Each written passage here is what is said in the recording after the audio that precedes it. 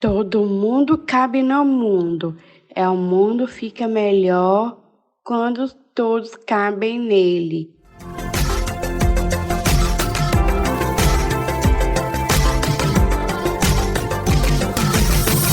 Inclusive Luísa.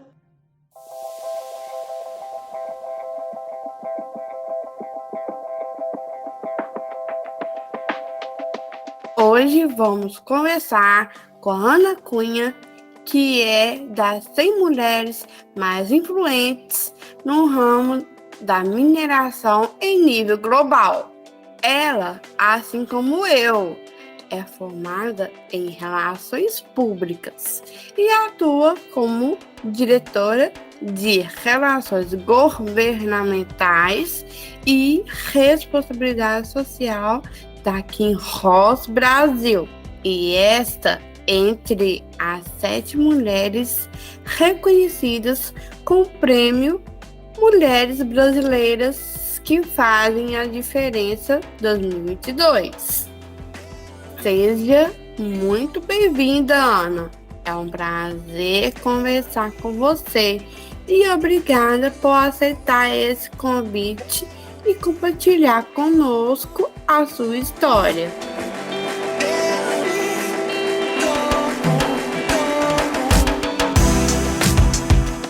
Luísa, obrigada, muito obrigada pelo convite, é uma alegria para mim estar aqui com você, viu?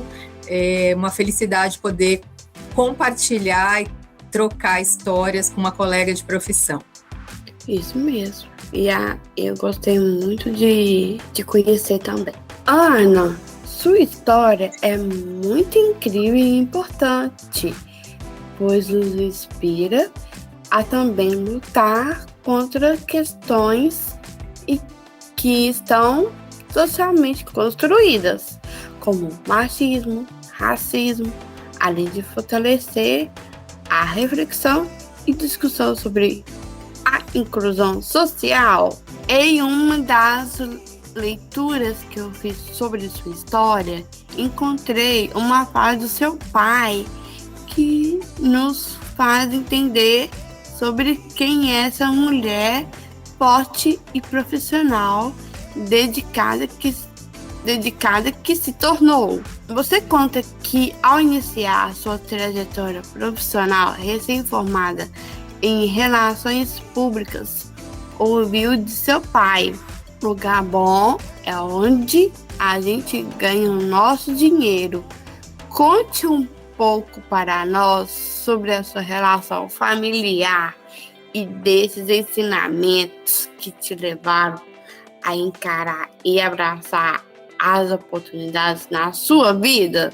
Bom, vou contar um pouquinho aqui, um pedacinho, dessa composição. Eu sou filha de dois nordestinos do sertão nordestino. A minha mãe é uma baiana de uma cidade do sertão e meu pai piauiense do sertão do Piauí, que foram para São Paulo, assim como tantos outros nordestinos, construir uma vida. E eu acho que essa força de quem vem do sertão e essa vida que é direcionada pelo trabalho, acho que o sertanista ele tem isso, desse orgulho do trabalho e da dignidade de viver do trabalho. Então, essa coisa do trabalho sempre foi um esteio na minha formação, Acho que de observar e de ver os meus pais sempre trabalhando, tanto meu pai quanto a minha mãe sempre trabalharam, e de acreditar que o trabalho e o estudo eram os mobilizadores, os transformadores da nossa vida, Então, foi com essa visão de vida que eu cresci. E para além dela, apesar de viver num lar muito machista, porque vivemos numa sociedade machista, O meu pai, ele sempre tinha uma fala com a gente, comigo e com a minha irmã, que era: estudem para não depender nunca de homem nenhum na vida. Então, assim, ao contrário de muita gente que foi criada voltado para o casamento, eu fui muito criada, de fato, para ser muito independente, no sentido de ser a dona da minha vida, e de entender que o estudo era a única coisa que me levaria para esse lugar de independência. Então foi assim que a Ana criança foi se desenvolvendo, e acho que sempre acreditando também que eu era capaz de qualquer coisa que eu quisesse fazer. Apesar de vir de uma família de baixa renda, de poucos recursos financeiros, os meus pais, eles não têm nível superior, né? Apesar de tudo isso, eu nunca duvidei de que eu pudesse ser o que eu quisesse ser. Então, foi mais ou menos nesse ambiente, com muita dificuldade, mas sempre com um olhar de que as coisas eram possíveis, que eu fui crescendo e indo em busca das coisas que eu queria fazer. Muito bacana. E também, Ana, você falou do seu pai, né? Também, tudo, né, que nós lutamos, né? Pra fazer nossas coisas, né? Que nós gostamos, né? Também eu sou um nível também, mesma coisa do que o seu. E também eu falei, né? A frase do seu pai e tudo. E a minha mãe foi a mesma coisa comigo, sabe? Minha mãe trabalhou num lugar há 46 anos. Olha. Numa instituição filantrópica. E eu falei com minha mãe que eu ia fazer uma faculdade. E sempre eu gosto muito de estudar, de entender as coisas. Porque sou muito comunicativa. Sua mãe quer fazer um curso de relações públicas. Aí eu vai em frente. Aí eu fui. Eu fiz o Enem. E a nota do Enem batendo o da faculdade. Então foi tudo aí. Como que esse apoio é importante pra gente, né? Sim, tipo, total. Minha mãe sempre me estimulou desde 15 dias de nascida. Isso é muito bom. De relações públicas, a diretora é uma empresa de mineração. Como foi esse salto na sua carreira? Desafios, aprendizados, estratégias que fizeram parte dessa trajetória profissional? Bom, tem sido, né? Tem sido uma trajetória aí bem longa. Eu já, desde que eu me formei, já se passaram aí 25 anos, bastante tempo, né? E quando eu fiz relações públicas, eu nunca imaginei que eu trabalharia numa indústria de mineração, né? Eu sou paulistana, nasci em São Paulo, bastante longe das regiões do Brasil onde essas atividades são mais fortes, como Minas e Pará, por exemplo. Mas eu sempre soube que eu queria trabalhar numa empresa de grande estrutura de gestão, né? Eu já tinha feito muitos estágios na época da faculdade. E quando eu me formei, eu tinha bastante claro assim, falei, bom, demore o tempo que demorar, eu vou perseguir esse caminho de encontrar uma empresa nesse modelo que eu entendo que é o modelo onde eu tenho muito a aprender. E aí a primeira oportunidade que apareceu para mim foi uma empresa de mineração no estado do Pará, numa região que nem no mapa na época existia, isso lá em 1998, mas era uma empresa onde a empresa majoritária das ações era a Vale. Então tinha essa grande referência naquela época, né, de que empresa era essa, e então eu fui trabalhar lá no meio da floresta amazônica, numa localidade chamada Porto Trombetas, num lugar completamente diferente de tudo que eu já tinha vivido, né? Numa época em que a internet era uma coisa super inicial ainda, né? Celular, então, a gente nem tinha. Então, imagina o que é para uma menina de 22 anos, uma jovem mulher, né, naquele momento, sair daquele ambiente de São Paulo e ir para esse lugar para começar a vida profissional. Mas eu tenho certeza que foi a coisa mais certa que eu já fiz na minha vida, primeiro por me tirar de um lugar e me propiciar uma vivência e um olhar num ambiente muito diferente do meu, abrindo muito o meu campo de visão sobre a vida, não só sobre mim, mas especialmente sobre a vida, sobre a carreira que eu tinha escolhido. E desde então, eu fui seguindo esse caminho profissional com muito foco. Não que eu tenha desenhado e dito assim, eu quero me tornar uma diretora, né? Não eu não fiz esse planejamento, mas a cada passo que eu dava, eu dava um passo pensando no que aquela experiência anterior poderia me ajudar a ter uma experiência melhor, né? E todas as escolhas profissionais que eu fiz nesse sentido foram assim. Então, fui mudando de empresa com oportunidades de cargos de mais responsabilidade, de cargos com mais desafios, entendendo onde eu precisava me desenvolver, que conhecimento eu precisava adquirir se eu quisesse me tornar uma profissional de mais relevância. São relações públicas, né? Enfim, fui trabalhar numa empresa de engenheiros, onde o centro do negócio não é exatamente a minha profissão, né? Mas eu fui entendendo que entender, conhecer, por exemplo, de questões sociais me trariam mais oportunidades, abriria o meu guarda-chuva de responsabilidades e de competências dentro dessas empresas, e esse foi um caminho sem volta, porque a partir do momento que eu comecei a trabalhar com as questões sociais, eu realmente me apaixonei por essa área, e foi a área que, de fato, me trouxe com muito mais capacidade, né, de trabalho no sentido que eu acredito, que é assim, o que você está devolvendo para a sociedade que você teve, né? Como que você consegue, através do seu trabalho, ser parte de um processo de mudança positiva na vida das pessoas. Então, foi assim que eu fui construindo a minha carreira, e hoje estou nessa posição, numa cadeira de diretoria, mas não foi do dia para a noite, né? Eu já tenho 24 anos trabalhando nesse setor, que é um setor muito desafiador, continua sendo desafiador, né? Não importa, não obstante o fato de eu estar nessa cadeira, ele continua sendo bastante desafiador. Muito legal, gostei bastante da sua vida mesmo. Você, como mulher negra inserida em um contexto profissional que, se tratando de Brasil, tem historicamente sido visto como espaço masculino e branco. Como foi conquistar tal espaço, ser respeitada e reconhecida como profissional? Olha, Luísa, é uma luta cotidiana, né? Eu digo para você, como você bem disse, assim como outros espaços, ou como a maior parte dos espaços, e eu vou dizer de privilégio, né? Eles são masculinos e são brancos, né? E é tão curioso que a gente não pensa sobre uma coisa, que a população masculina branca, se eu não estiver enganada, eu não quero falar um número errado, mas deve ser em torno de 28% da população. Mas é esmagadoramente a população que domina todos esses espaços, né?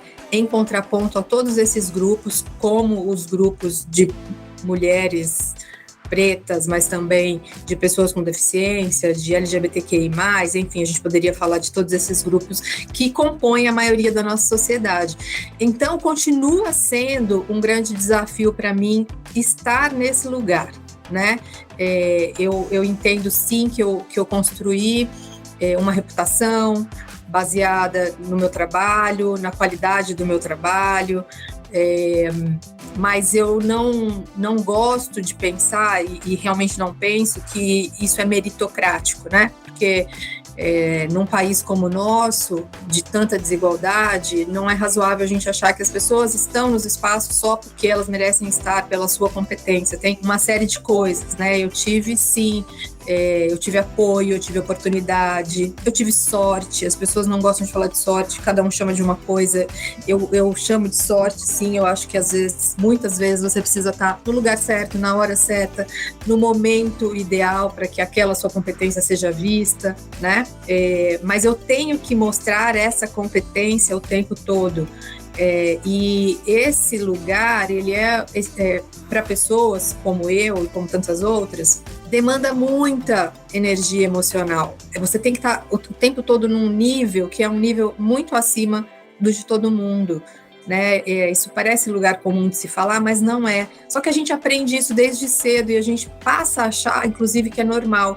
O quanto você se esforça, o quanto você trabalha, o quanto você tem que estar atenta o tempo todo. E aí a escolha que eu fiz de estar atenta para desconstruir esse lugar sobre essas bases. Então, eu acabo combatendo o tempo todo na minha rotina, na relação com as pessoas, o que eu enxergo que é um reforço de um machismo e de um racismo, né?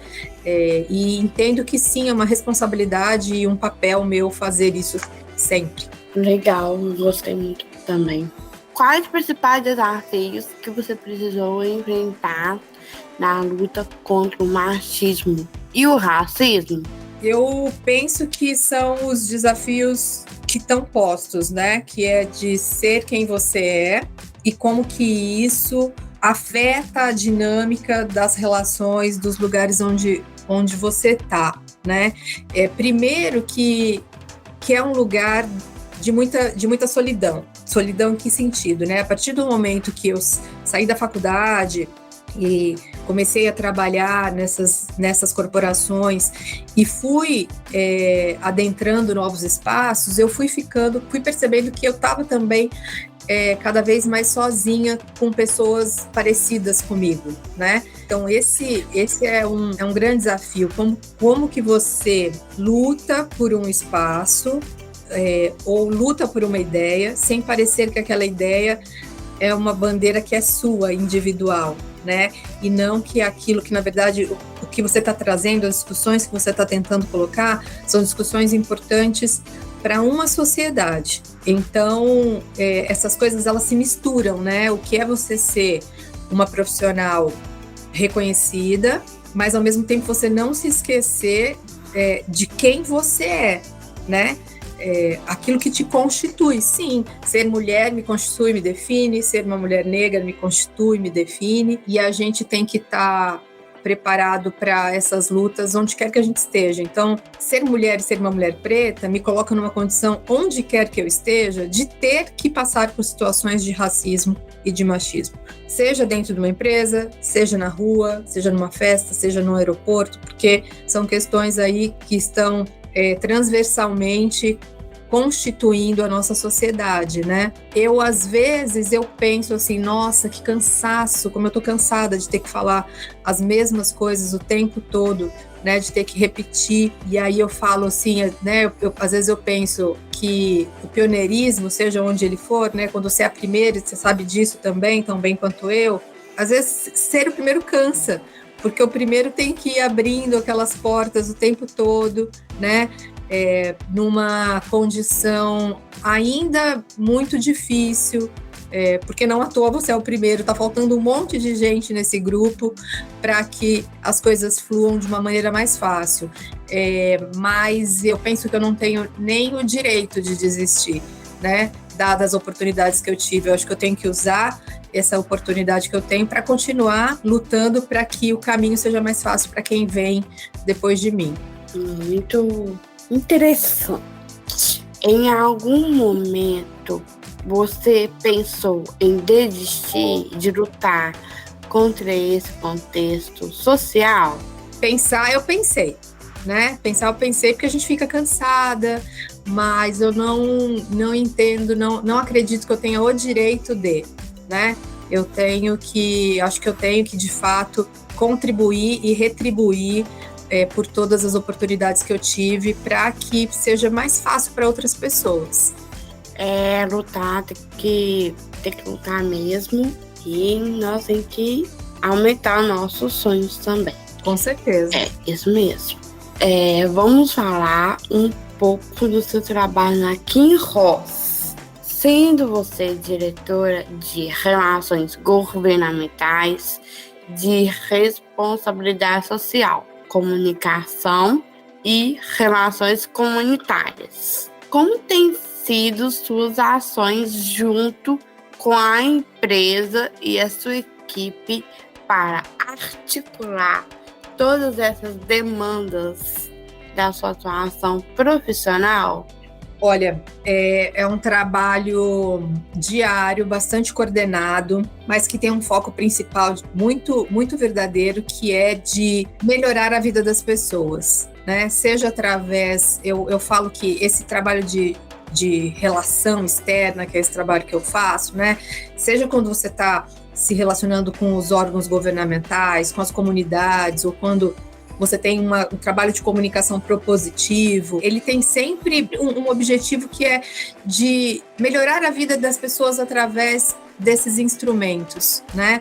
Então, quando a gente discute, por exemplo, proposições de projetos, e aí trazendo um pouco para o campo da nossa conversa, por exemplo, de diversidade e inclusão, né? A gente tem olhado muito para os projetos da empresa com as comunidades que a gente se relaciona, com esse olhar dos perfis do grupo, né? Então, onde a gente pode atuar com mais eficiência para que essa diversidade, onde a gente aumente a diversidade e diminua a não inclusão, né? Então, é claro, a gente tem uma frente muito grande de trabalho através da educação, que é fundamental e é transversal, mas você também pode diminuir um pouco a sua lente quando você vai para grupos específicos. Então, temos trabalhado muito com mulheres, temos trabalhado muito com adolescentes, temos trabalhado muito com grupos racializados, né? Claro que quando você vai olhar lá na demografia das comunidades que são mais vulneráveis, você já vai encontrar um número maior desses grupos naturalmente, dado as questões sociais do nosso país. Mas o que a gente tem feito é olhado intencionalmente, né? Então, pensado e coordenado projetos que, de fato, beneficiem esses grupos e que, de alguma forma, a gente consiga diminuir as diferenças através dessas ações. Interessante. Achei muito bacana o seu trabalho. Eu gosto também, assim, não gosto de falar porque eu não vou legislar em causa própria, mas é um trabalho que eu gosto muito e que tem um time muito comprometido, que faz isso todos os dias no campo. Acho que é o time que faz, de fato, esse trabalho acontecer, com muita vontade e com muita disposição também para fazê-lo, né? Eu fico na parte da inclusão das diversidades também. E também, além disso, sobre a diversidade, inclusão e tudo, eu sou diretora de diversidade e inclusão pelo CONRERP. Ah, que legal! Mas é o CONREP de Minas Gerais? De Minas Gerais em todo e Espírito Santo. Nossa, muito legal. Depois quero até conhecer mais desse trabalho aí do conselho. Tá, nós vamos conversar sobre isso depois. Vai ser muito bacana. Falando sobre responsabilidade social, e aqui trazemos a pauta central desse podcast, que é pensar na inclusão social. Sua própria história de mulher negra que alcança os espaços, em sua maioria é masculino e branco, já nos traz exemplo de inclusão social também nos espaços corporativos. Agora, no lugar de liderança, como têm sido seus caminhos para que a inclusão social seja cada vez mais presente nos espaços em que você atua diretamente? Olha, Luísa, eu realmente, assim, essa sempre foi uma pauta importante para mim, né? Dentro dos espaços que eu trabalhei, dentro das empresas que eu trabalhei, mas sem dúvida nos últimos anos isso foi se intensificando e eu fui encontrando também formas mais sistematizadas de trazer esse assunto e, mais do que isso, né, de atuar para que a inclusão social ou a inclusão dos grupos, né, de diversidade de fato aconteça. Então, eu acho que assim, eu consigo fazer isso claramente dentro dos processos na própria empresa. Então, a gente tem um programa de diversidade e inclusão, que foi instituído há 2 anos, né? Então, que vem desde então com uma série de ações para que alguns objetivos específicos sejam atendidos. Eu consigo fazer muito isso dentro das entidades onde eu estou. Então, por exemplo, eu sou conselheira do Instituto Brasileiro de Mineração, e lá dentro do Instituto Brasileiro de Mineração eu coordeno o comitê de ESG. Então, a pauta da diversidade e inclusão, ela está dentro desse comitê também, onde nós temos metas e métricas que foram instituídas para que o setor mineral consiga avançar nos seus indicadores de diversidade e inclusão. Pessoalmente, há cerca de 3 anos, eu entrei num programa de mentoria para mulheres jovens e negras. Então, eu tenho feito esse trabalho, que eu acho que o trabalho de mentoria ele é bastante importante, especialmente quando a gente fala das questões de autoestima, das questões de visibilidade, né, do mundo corporativo para essas meninas e essas mulheres que querem seguir carreira e fazer carreira dentro das empresas. Então, eu tenho procurado, eu falo assim que eu procuro as brechas em todos os lugares, porque a gente às vezes não está posto na mesa, né, como você pode fazer, ou os espaços não estão tão abertos, mas eu tenho procurado achar as frestas em todos os lugares onde eu estou para trazer essa discussão. E, por fim, usando esse lugar mesmo de diretora dentro de uma organização, garantir que esses assuntos serão debatidos, serão discutidos, e que ações serão encaminhadas, né? Eu acho que esse é o meu papel também. Acho que é o papel de todo mundo que consegue estar em lugares onde decisões são tomadas. Se a gente não consegue garantir a decisão, mas a gente pode influenciar, e eu acho que a gente deve sempre garantir que nós traremos outras vozes para essas discussões, vozes que não estão nos mesmos ambientes, né? Sim, com certeza, tem várias frentes também. Você tem redes sociais? Tem Instagram, tem o LinkedIn, só procurar lá Ana Cunha, tanto no Instagram quanto no LinkedIn, que você vai achar o meu perfil lá. Ana, primeiramente, quero dar os parabéns para você mesma e por tudo que tens, né, construído e representado para nós, mulheres, para as mulheres negras, e por ser alguém que efetivamente faz a diferença na sociedade brasileira, e por ter toda essa representatividade no meio em que você atua. Você é merecida e recebeu a premiação Mulheres Brasileiras que faz a diferença em 2022. Pois suas ações causam impactos positivos em suas comunidades, promovem iniciativas econômicas e ambientais e estimulam o envolvimento cívico e o direito à inclusão e à diversidade para os grupos marginalizados.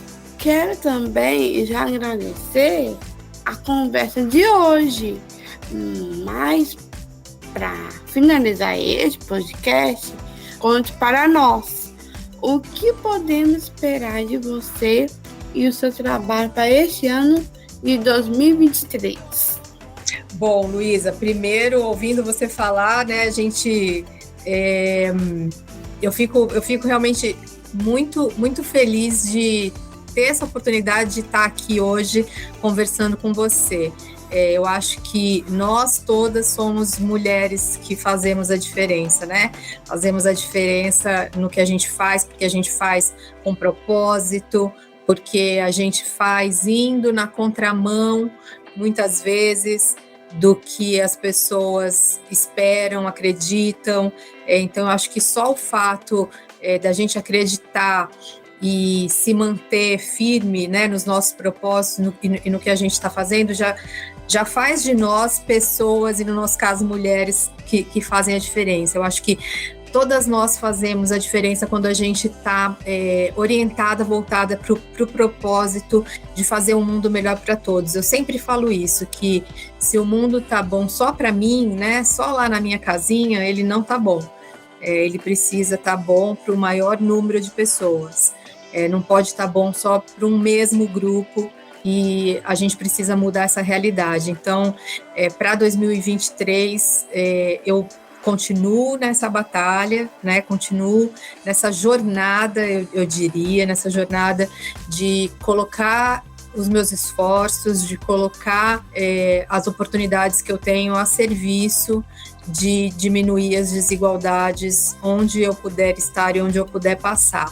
Esse o meu foco, continua sendo esse meu foco para esse ano, se Deus quiser e assim for permitido. Muito bacana. Quais novidades e projetos que vem por aí na Kinross? Dentro do programa Integrar, a gente está reformulando os projetos, né? O Integrar, ele é um programa de muito sucesso, que completou 10 anos em 2021.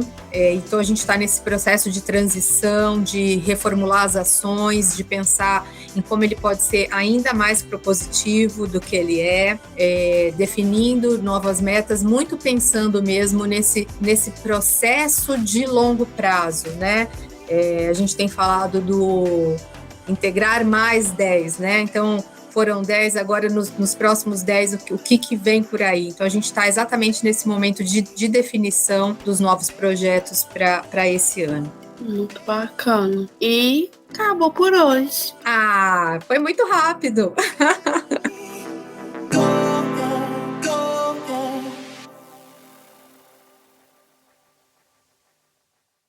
Gostou da conversa?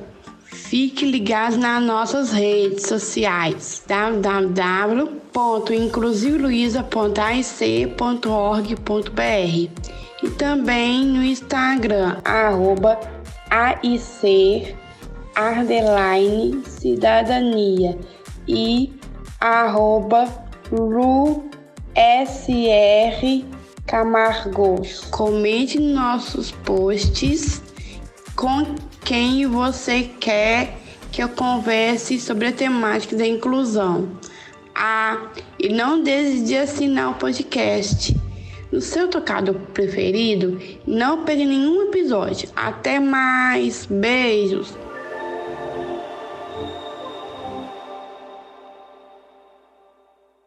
Esse podcast é uma produção da AIC, a Agência de Iniciativas Cidadãs.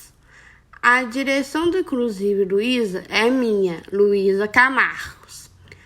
A produção é minha, da Danusa Tederich e a Alice Camargos. Edição, Sara Dutra. Arte, Jéssica Kowalski, Bruna Lubambo e Lucas de Pedro.